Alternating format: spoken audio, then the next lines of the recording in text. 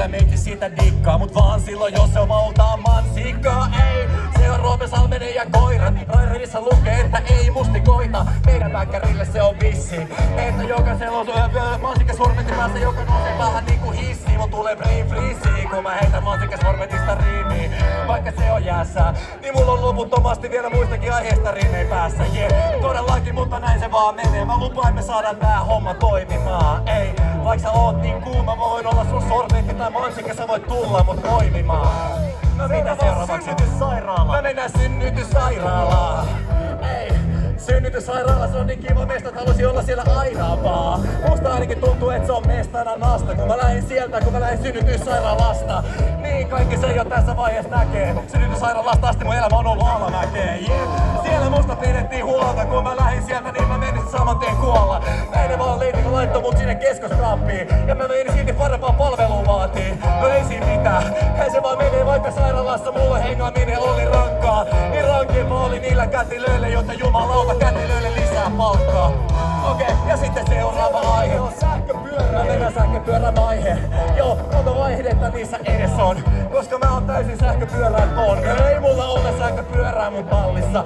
Muu sähköpyöräilystä ei tulis valmista. Koska mä oon niin märkä kun mä poljen, että siinä kävi sähköisku tolleen, kun mä menisin sillä pitkin niitä mäkiä.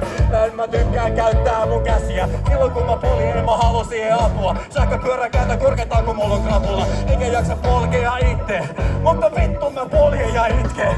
Koska näin se vaan menee, kun mä täällä vitsi liputtaa. Mä en käytä sähköpyörää vaan sifua. Oh my god, tää menee hyvin. Mitä meillä on seuraavaksi? Meillä on seuraavana Viivi, ja tää on toisiksi viimeinen aihe. Viivi! Viivi. Viivi! Viivi! Ei. Oh my god. Mun pitää heittää riimiä. Ihmisestä, joka on täällä paikalla. Älkää kukaan herättäkö Viiviä. Mä tiedän, että se oli äsken tossa laidalla. Mä hoivon tossa, mä oon sen mielestä taitava. Koska tää tuo mulle hirveen paineen. Kuka antaa tän aiheen näin hienon naisen, se on Viivi. Ja mä haluaisin sen lavalle, mä haluaisin sen tänne uudestaan.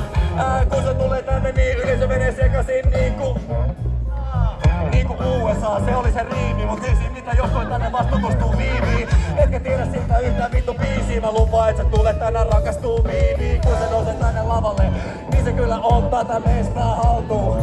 Ei, se nostaa sulla tukan päästä, ihan sama vaikka oisit Rooman kovin kalju.